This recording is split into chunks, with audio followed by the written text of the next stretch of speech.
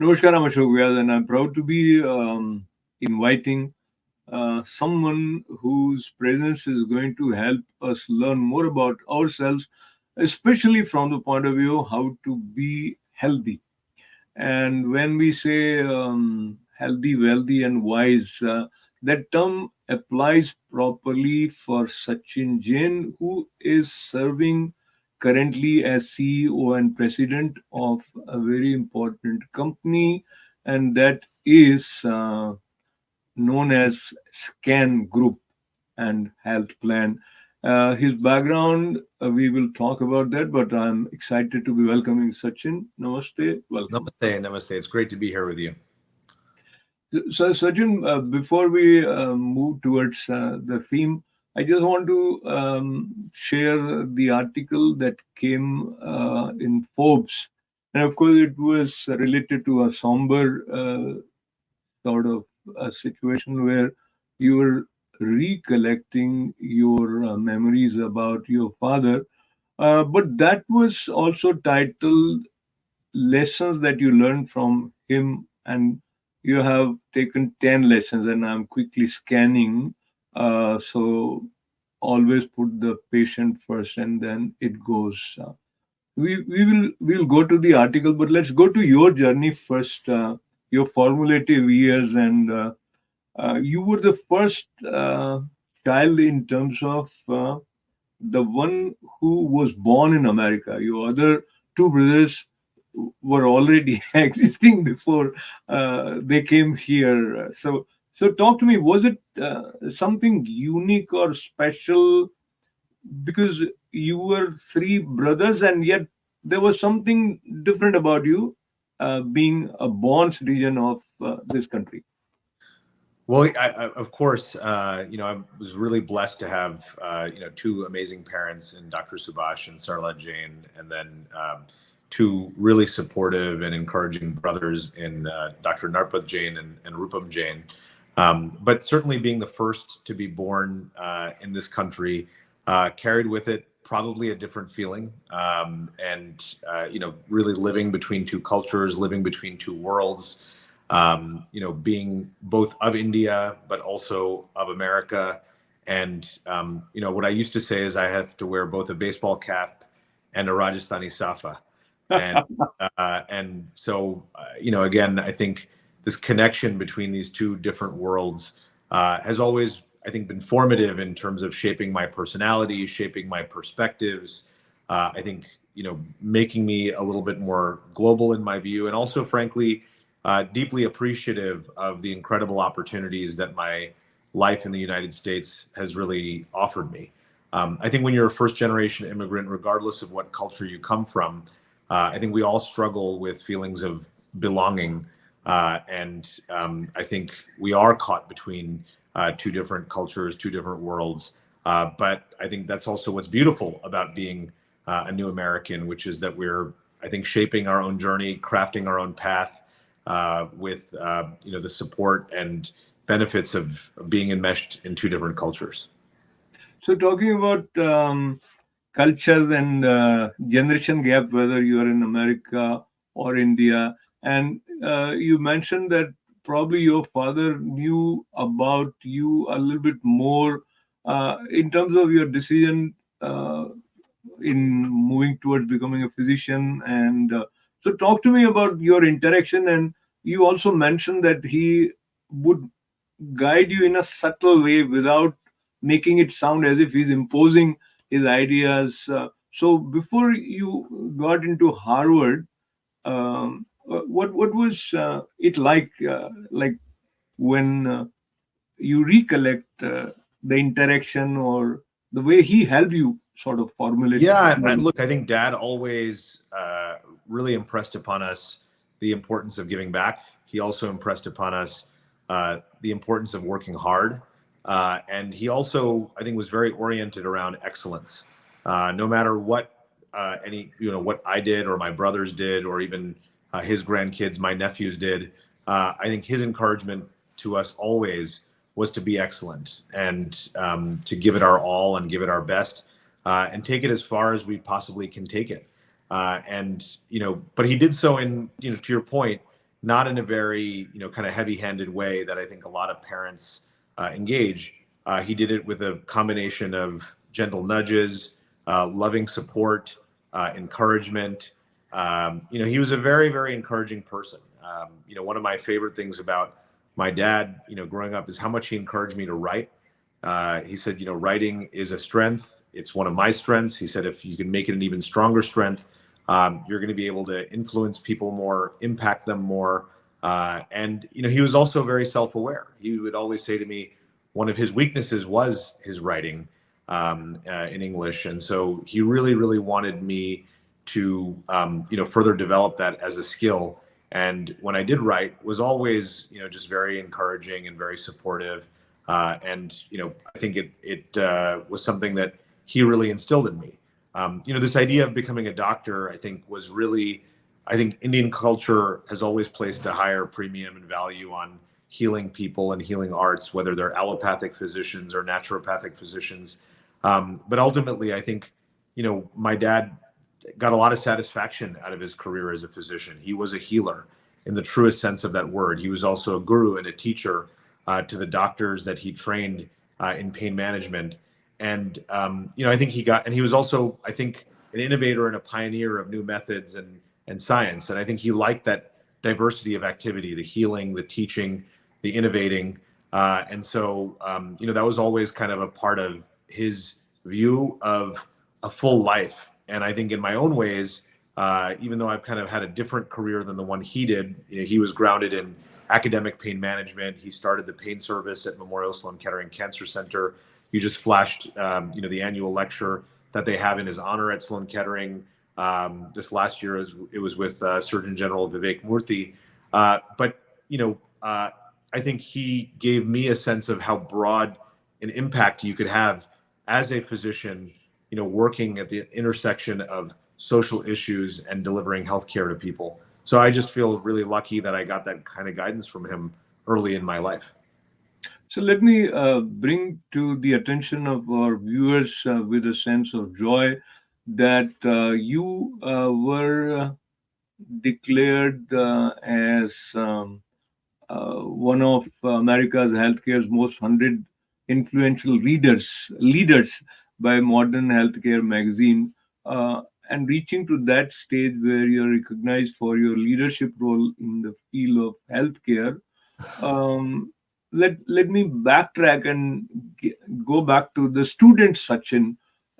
Typically, when you are studying medicine, where this management and leadership side related to healthcare industry became a source of your focus, because being a physician itself is a thing where you are connecting with your patient and serving. So how did you chose to have this additional side?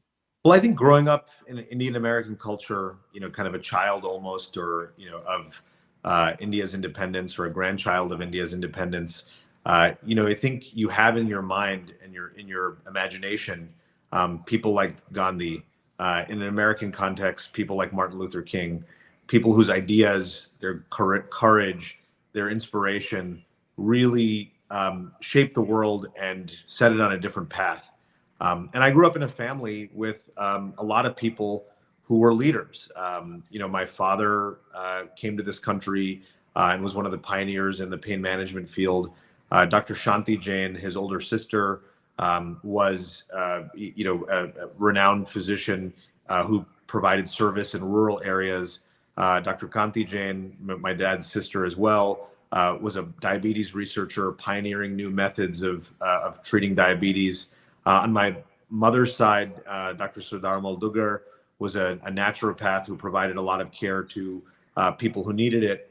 And what I would say is, having those role models, both the local role models within my family, and then having, these sort of global role models that came from our culture, I always wanted to try in my own way to have both local and global impact.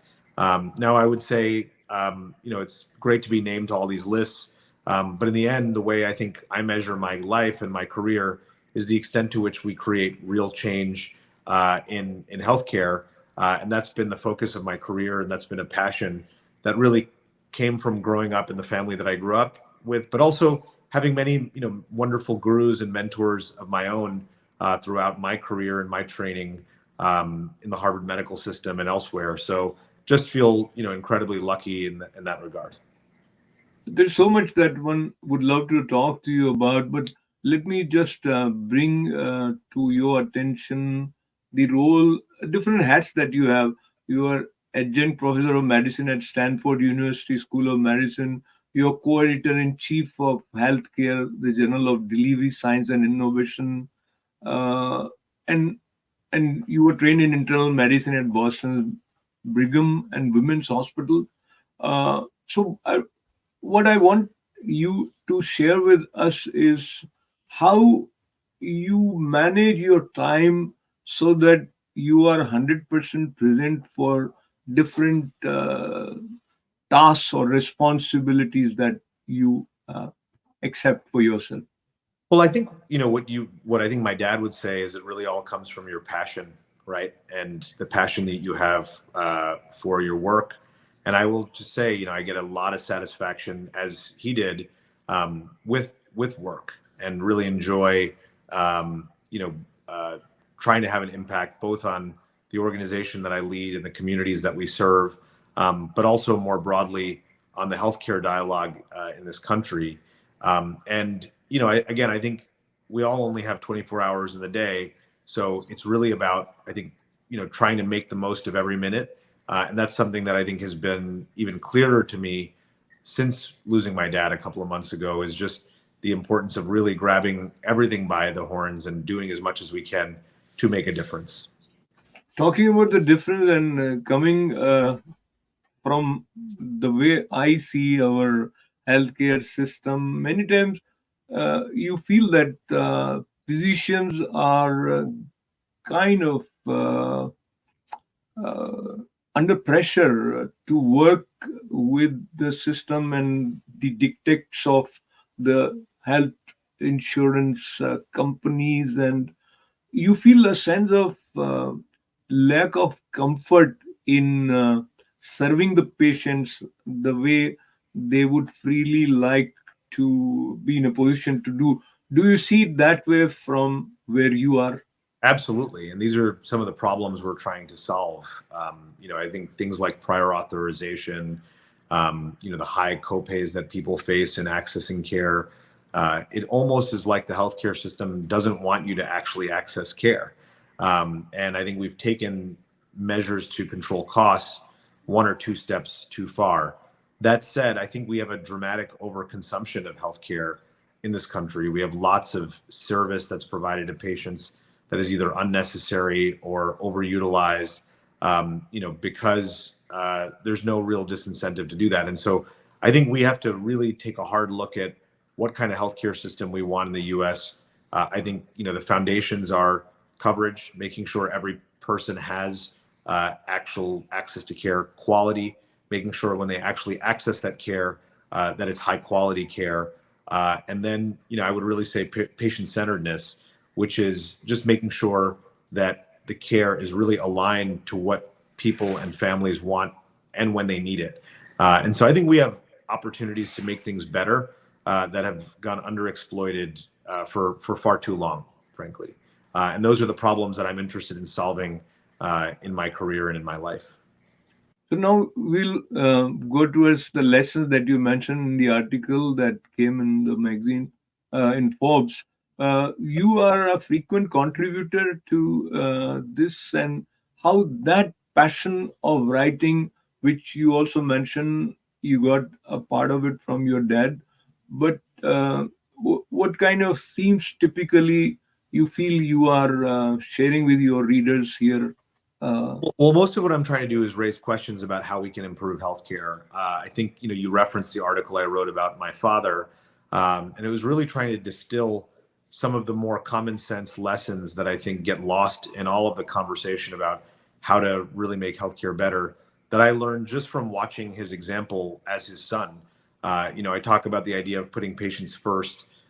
Years ago, there was a Jain sadhu named Amrinder Muniji, who faced a stroke and had no one to take care of him. And My dad took him in, my mom took him in, and literally provided rehabilitation for him at our home. And I saw the amount of care and comfort they tried to, provide him up front, and it was just really, really, really remarkable. I would say, another kind of key theme in my father's life was really around giving generously without expectation of return. I mean, my father had patients who genuinely loved him in a way that patients typically don't love their doctors, because I think he really cared about them. He really put them first in, and without actually making any of us feel second. I think he was a really remarkable example of a physician and a human being in that regard. I think the other thing is that my dad really taught me that it's great healthcare. Lots of people talk about digital health revolutions and cost and coverage, and a lot of themes that are present in my career and my life. But one of the things that I think was really remarkable about my dad is that for him, it was all about the people, making sure you had great doctors, making sure you had well-trained nurses, making sure people really gave their all and gave their love to the people that they served. I think because of that, he became, a next level physician in, an industry where many people are now feeling kind of more and more commoditized. But I think, another remarkable aspect of my dad is that he didn't really limit his impact to just, New York or New Jersey and the places where he practiced medicine. He thought more globally. A big part of his career was, knowledge transfer to other countries. He spent a lot of time in India teaching pain management physicians there, and was recognized in India for that. But then he also was really concerned about underprivileged and impoverished people in our native Rajasthan. And so he spent, I think, a lot of time in Rajasthan, alongside his brothers, sisters, Kanti auntie, his older sister, to really try to provide innovative solutions for rural people who, are not unlike, in the sort of global sense of things, are really our brothers and sisters who don't always have access to great healthcare. And so, again, I think he was just really an exemplary physician, person, human being. He wasn't without his flaws, as any of us are. So let me interrupt you and just see what is your take on when you mentioned that put the patient first is one, and then you also mentioned the lesson where do without expecting, give generously without expectation of return. Now that individually we may appreciate as a principle, but when you look at it practically, if you are part of a system, then they are looking for numbers from the physicians also. So so the system won't let you give generously without expectation of return if you are a part of any group. Yeah, I think, look, at the end of the day, there's doing your job, and then there's really caring for people. And those two things are different. And I think we have to kind of separate them. And I think, when I say give generously without expectations of return, I'm really talking about the care and comfort my dad provided at patients' bedsides, evenings, weekends, nights. The number of faxes we used to receive from patients in India who weren't getting the care that they needed, where my dad wouldn't get paid for any consultative services he was providing, but he was doing the best he could to navigate people to the kind of care that they needed and the kind of care that they should receive. And role modeling matters. And when I saw my dad doing that, it really, I think, provided me with added inspiration for the kind of human being and kind of doctor that I want to be. And I think we're all standing on the shoulders of giants, and my father, for me, was clearly one of those giants. Um, If you think about where he came from, I think Ashokji, he went to a school of untouchables. My grandfather really wanted to make an important statement and send a Jain boy to an untouchable school to kind of show solidarity with where India was politically and socially at the time. And I think if you think about it, he went to a school of untouchables, and then ended up in medical school in Jaipur at SMS Medical College, and then found his way to New York. Trained at New York, what is now New York Presbyterian Hospital, Cornell Medical School, Ivy League Medical School in anesthesiology. Then went to Sloan Kettering as one of the world's greatest institutions for cancer, and then started, a new service there. That doesn't come if you're just chasing dollars. It doesn't come, if you're just looking for a return. That comes when you're trying to do something great. And I think that's, that was kind of the defining ethos of my father, even right up until the very end of his life, was he was always trying to do something great. And sometimes he succeeded, sometimes he fell flat, but there was always an incredible striving in him that I think, frankly, gave me a role model unlike any other, one could have. Yeah, actually, he came up with some new ideas for the medical fraternity in the field of pain management. And he was not the one who would get bogged down by pressures. He would go with science, and there were people who opposed him at certain forums where the use of opiate in dealing with the situation of a patient, etc. But let me request you to say something about the sixth point that you have mentioned in the lesson that you learned, which relates to commitment to global health equity. And the healthcare system is, of course, directly proportional to the population. And yet, whatever your understanding of the way system works here and the way it works in India, any observation and thoughts you want to share? Look, I would just say Dad was deeply committed to making sure people who needed care got care, and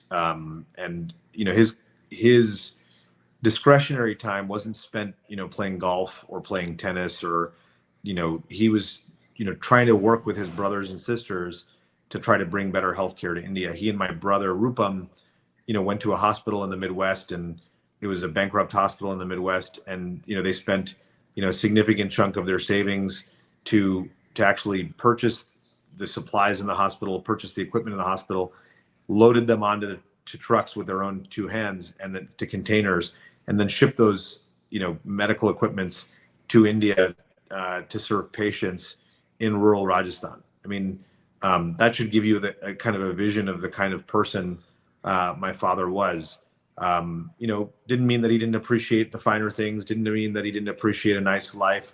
But I think some of what he tried to do was serve others in big ways in addition to small ways. And I think, that was certainly kind of exemplary for us. Absolutely. And Sachin, I also remember my conversation with him where he mentioned that never lie to your patient, which he found some of the physicians were doing probably, and that is another area not to be discussed right now, which leads to a sense of having the kind of practices which are only keeping profit motive at its back.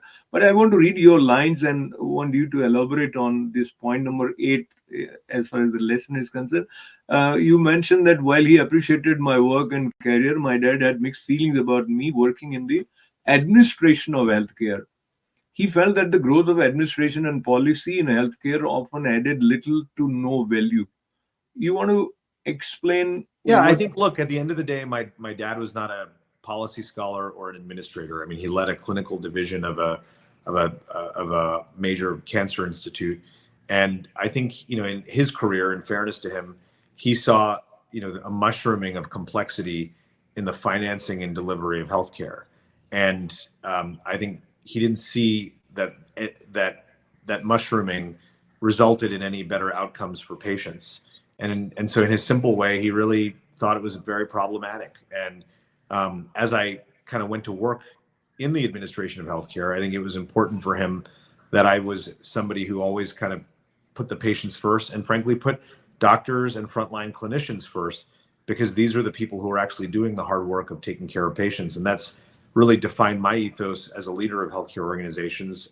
As you mentioned, I currently lead Scan Group and Scan Health Plan. I was previously CEO of CareMore Health, which is a division of Anthem and Elevance Health. And so I think I'm trying to do him right, and by really honoring the people who really do the hard work of taking care of patients, which is the most important work. The work I do is to facilitate others in delivering great care, and making it easier for them to do that. That's my goal. Yeah. So just staying with this scan, it's a not-for-profit organization, and it has quite phenomenal impact. And probably there are 3.4 billion non-profit entity that serves over 220,000 patients. Yeah, So we're actually a $5 billion entity, and we now serve over almost 300,000 patients now. So, yes. So how not for profit and this health insurance? Can you say just briefly what is? A lot of health insurance is for profit in this country, as we all know. Big national for profit companies, Elevance, United, Humana, Aetna. But there are also health plans that are not for profit, community based, and more organized for the benefit of patients than for shareholders. And so I'm privileged to lead one of the largest one of these organizations, focused on on older adults. So we provide Medicare and Medicaid services to older adults in California, Arizona, Nevada, New Mexico, and Texas. So it's been a very exciting journey, and I've been really privileged to lead this organization and do so with a lot of passion. I'm really trying to honor the memory of my dad. Absolutely. Once again, I would like to sort of recollect that it was this article in the Forbes which one made me appreciate the way you not only respected the memory, but the lessons that you learned, which have some universal appeal and which are relevant. And as we move to the concluding part of our conversation, the point number 9 that you have mentioned, I think that is even beyond the physician's territory. It is applicable for every human being. Respect yourself even when others don't respect you. Talk to me, elaborate this. Yeah, listen, my dad, despite being an Indian, despite being an immigrant to this country, really, I think he faced a lot of pressures and a lot of kind of subtle and hidden messages to feel less than. I mean, that is part of the immigrant experience oftentimes. And he was somebody who had a lot of pride in his country, and he had a lot of pride in who he was and a lot of pride in his family. And I think he extended that to us and wanted to make sure that we really honored our origins and didn't feel anything other than that we belonged. And I think and there are many moments in your life where you don't feel like you belong, where you don't feel like you're good enough, where you don't feel like you're part of something. And it was, I would say, one of the best forms of encouragement my dad gave me was, no matter where I was, he always reminded me that I belonged. And I think I'll always appreciate that about him. You said it so nicely. I would like to fold my hands to his memory as well as to your wonderful expressions rooted in emotion and intelligence, both with a lot of light of lessons for each one of us. So, with lots and lots of good wishes, Sachin, thanks for joining us. Thanks so much. Appreciate it. It was great to be with you.